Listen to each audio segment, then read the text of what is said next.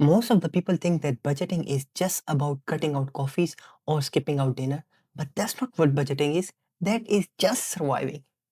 Budgeting is how you build your wealth, whether you're making $1,000 or $10,000. Budgeting is so crucial that it basically leads you towards most important aspect of savings and investments. And savings and investments grow over the period of time, and that is the ultimate thing that actually makes a person wealthy and leads toward becoming a millionaire. So in this video, I will share with you how to budget like a millionaire even if you're starting from scratch and you are living from paycheck to paycheck. So stay tuned. So the first question that we have to ask is, what is budgeting? So budgeting is basically understanding where your money is going in. As you know, most of the people, they are making good amount of money, but they have no clue how much they are basically spending on different items. The second thing which we learn from the budgeting is how much we spend on different items. So the first question is, what is budgeting? So budgeting is basically identifying where your money is going, which means how much we are spending on different items. Most of the people, they are making good money, but they have no clue how much they are spending on different items. And you know what happens at the end of a month? They have nothing in the form of saving. They are living from paycheck to paycheck.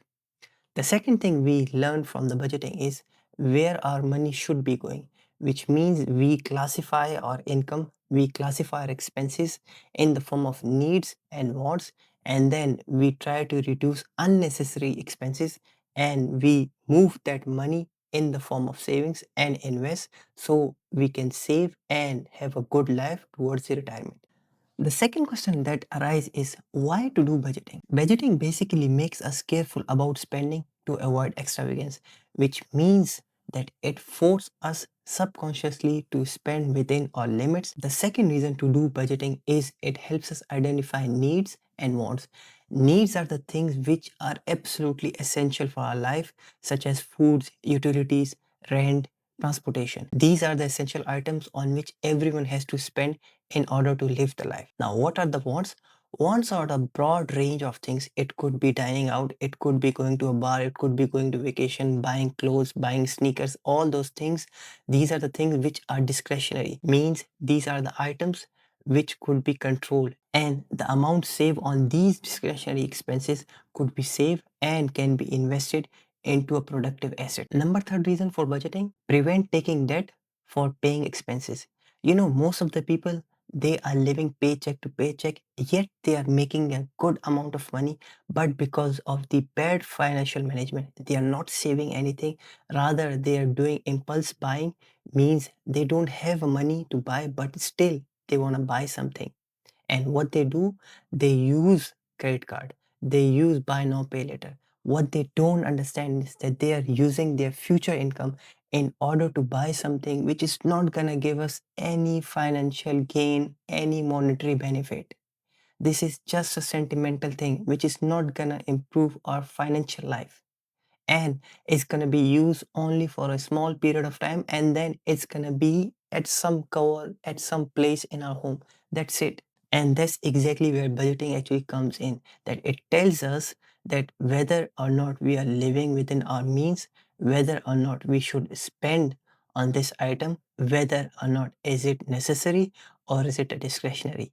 Number fourth, and one of the most important aspect of budgeting, is it helps us think long term. When you have a clarity about the expenses, when you have a clarity about how much money you will receive at the end of month, then you know what you can do.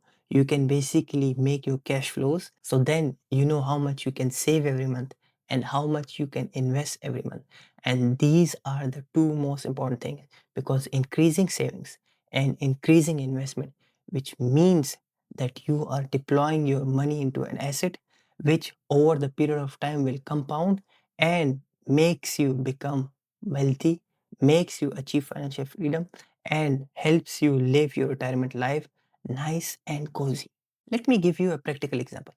Let's just say if you are a single person between the age of 25 to 30, you are living a single life, you're having your best years of life, you are making good amount of money, 5,000, 7,000, $8,000 per month. Now for this kind of a person, their needs are actually very low. Means they only have to pay their rent, they only have to pay their food, transportation, to a certain extent healthcare, insurance, and that's it. They do not have to bear the cost of having a family and expenses related to the family.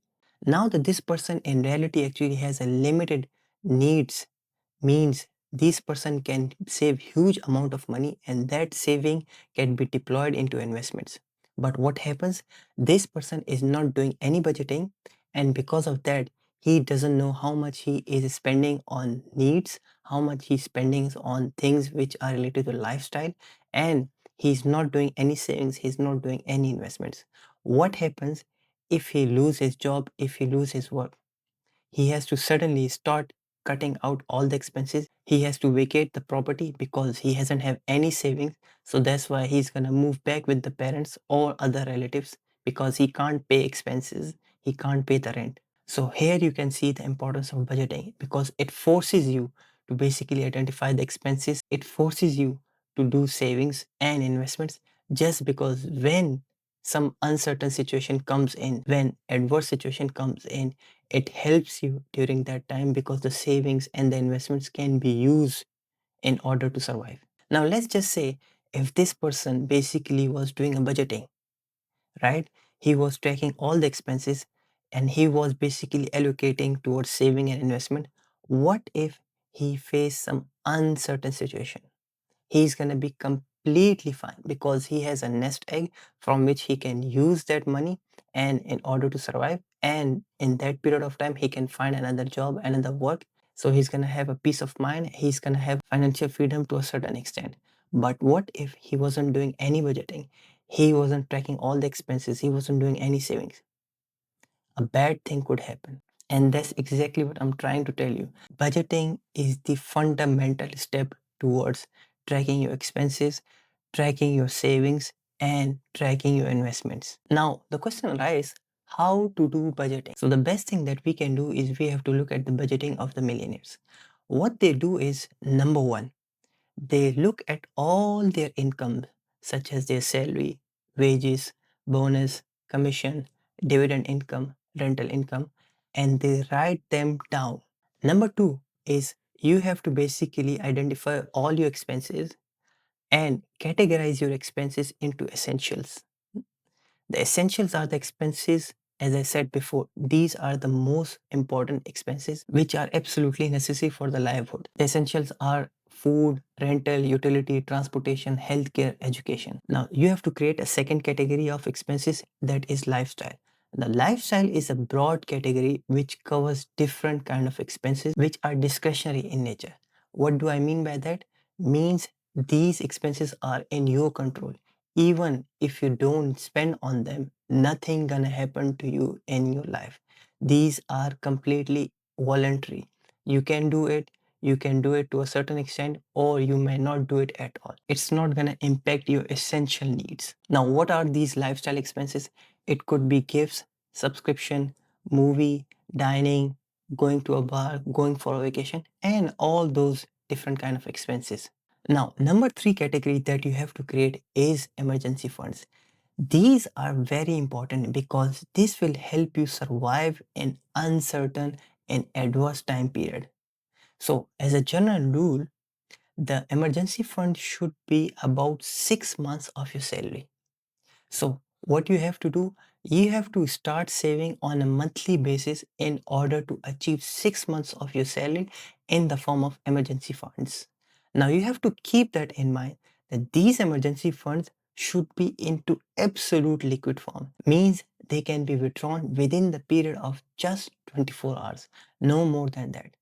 The other thing you have to realize about these emergency funds, they should be in a complete risk-free form. They should not be invested into any form of high risky investments, such as crypto, such as meme stock, speculative investments. Because remember that these are the emergency funds, and these are the funds which have to help you during uncertain situation. So they must be into as liquid form as they can be. Now the fourth category that you have to create is the investments. Ideally, the allocation towards investment should be between 20 to 30%.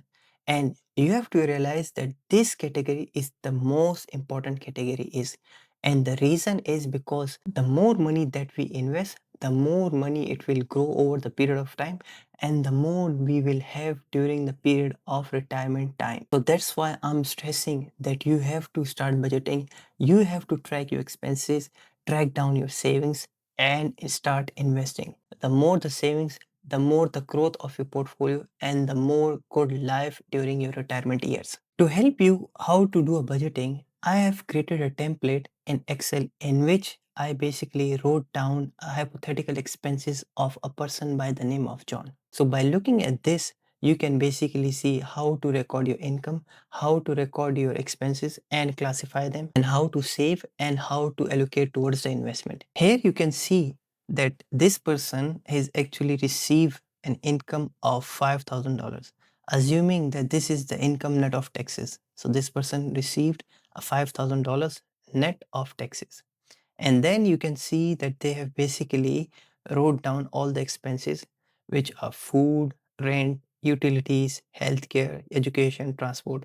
These are, you can see, are essential expenses. Now, when we move on, we will see that there are some other expenses which are related to lifestyle, such as gifts, subscriptions. Now, when we look at the down, we will notice that this person has basically allocated roughly $100 for emergency funds and $260 for the investments.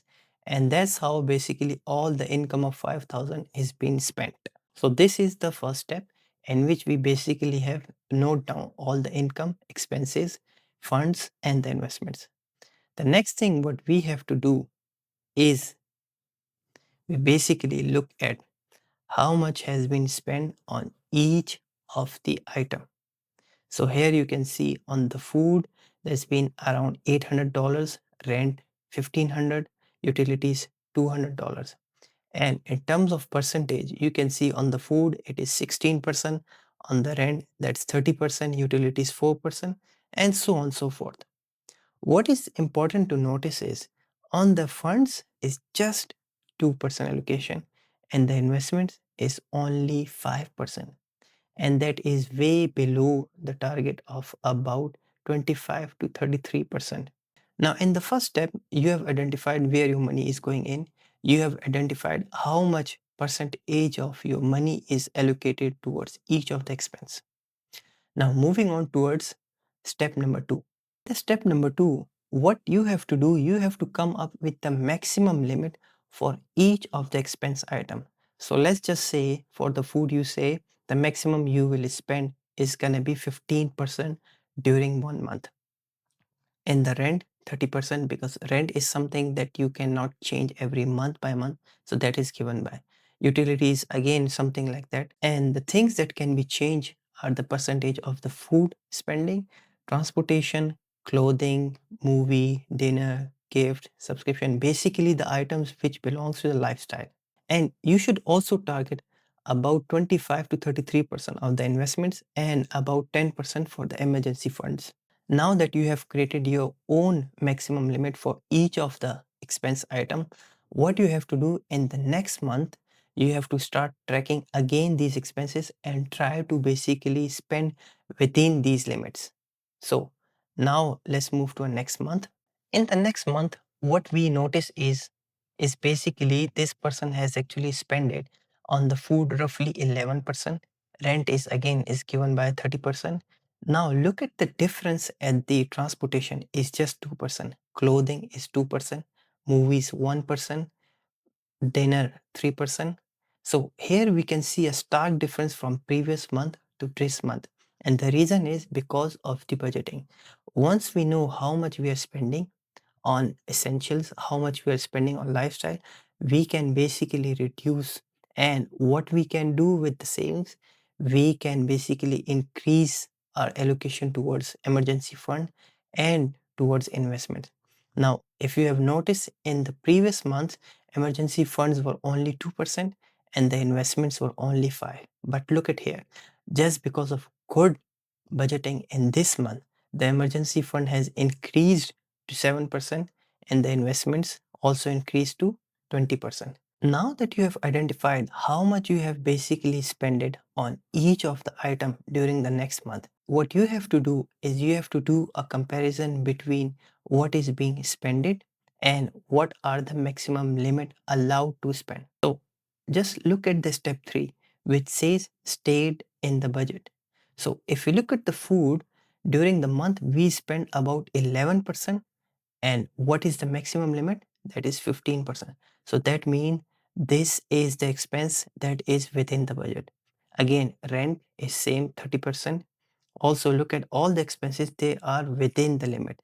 And in some of the cases, look at the movie, dinner, gifts, subscription, they are well below the maximum limit. And that's exactly what we are looking for, because we can't change essentials to the too much extent, but what we can control are the lifestyle items, which are discretionary items. And what we do with this increased amount of saving, we deployed them into emergency funds and we deployed them into investments. And how this help us? This helps us during a certain time, because these emergency funds will basically help us to survive during that difficult period of time. And you know what's the investment is going to do? The investment will grow and compound over the period of time. So when we retire, we'll be able to achieve a good life, and we will hopefully be able to retire as a millionaire and to have a peaceful life and a cozy life. So now that you have understand why budgeting is so important and why budgeting is a stepping stone towards achieving financial freedom, because through understanding your finances, you will basically cut down all the unnecessary expenses, you will increase your savings, you will increase your investment, and that investments will grow over the period of time and helps you achieve financial freedom, helps you achieve peace of mind, and helps you become a millionaire hopefully. So on this note, if you like the video, please hit the like and subscribe button.